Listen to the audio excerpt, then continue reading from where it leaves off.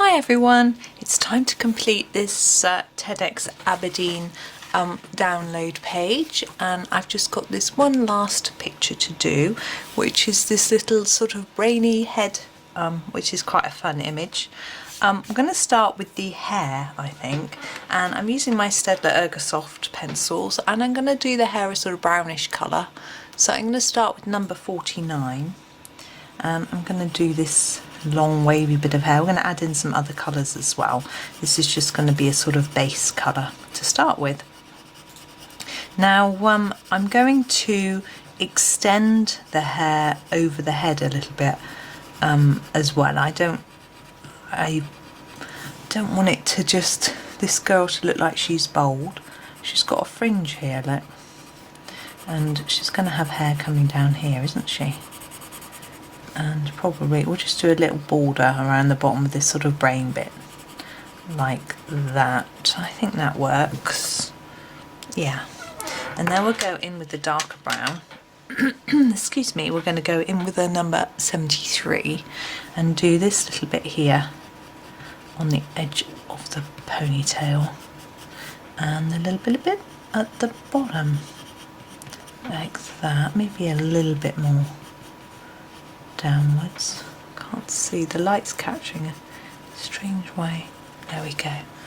And maybe just a little bit like this. I'm making this sort of directional because hair is, so doing it sort of in lines like that.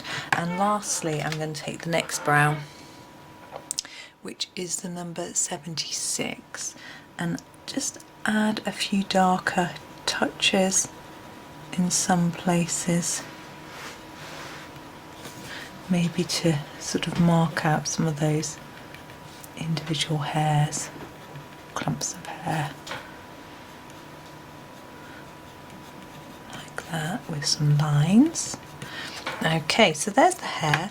Now for the face of the girl, I wasn't really sure what to do, and I've decided I'm going to do it quite different, and rather than trying to do some sort of skin tone, which I don't really have in this set of pencils anyway, and I really didn't know what sort of colour to do, I thought I would do it this colour, which is purple, number 6, and I'm going to do her whole of her. Let's just do a rough edge along where the hair is. Do the whole of her sort of head and neck in this purple colour. There's no reason why I've chosen purple. I wanted it to be not a natural skin tone colour. So as I say, I didn't really have anything, and I'm not really very practiced at doing skin. And so purple seemed the right thing. I could have done blue, but I just thought purple would be fun. There's quite a big area of this to do though, so I'm just gonna cover it all. I quite like the Staedtler Ergosoft for their sort of blending and coverage. They're rather nice. When I first had them, I tried using them for backgrounds, and they weren't that good on big areas. You could always see the lines. But I've got better at using pencils, obviously, over the years, as we all do. So I find them slightly easier, but I think I still wouldn't choose them for a background. I'd probably choose something a bit softer, like a Holbein, or pastels even, you know, soft pastels rather than using a pencil. But there we go. Oh, there's our girl. I'm just doing a little rough edge to make it look like the hair is sort of overlapping her purple skin. Right, now we have all these leaves to do. Now I'm thinking that I would like them to be quite a nice, let's grab this one, quite a nice dark tone, but have several colours. So I'm going to start with a 38, which is the darkest green. I'm going to use this at the bottom of all of the leaves. This is quite a bluey green, and I feel that bluey greens go nicely with purple, so they will hopefully work with her head. Now while I'm doing this, I'm going to do all the stalks in the whole bit. It's only the leaves that are going to be two-tone. Then we've got the brain bit to think about.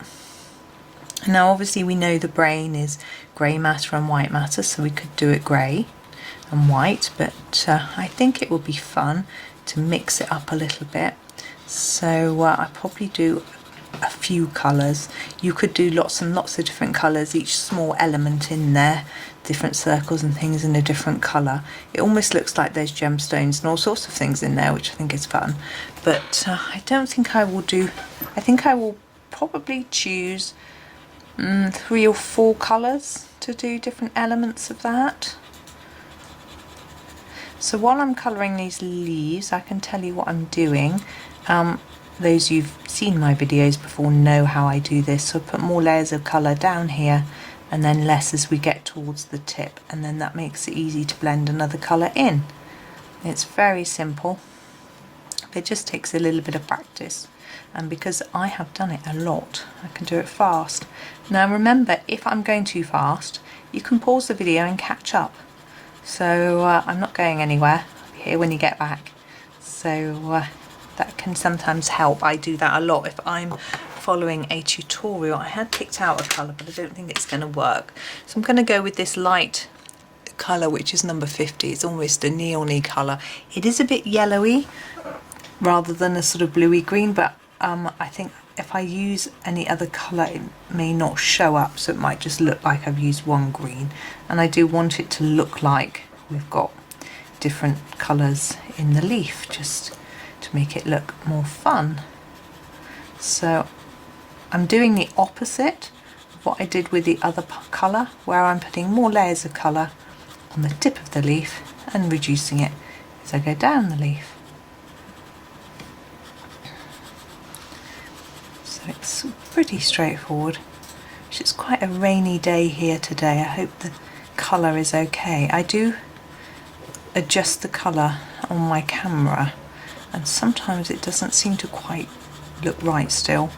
It's a bit tricky to get it exactly right, but I've got my big light on. I've also got the main light on in the room, which is actually what's creating the shadows under my hand, but I think it's okay. And just trying to make sure it's light enough for you to see what I'm doing, really.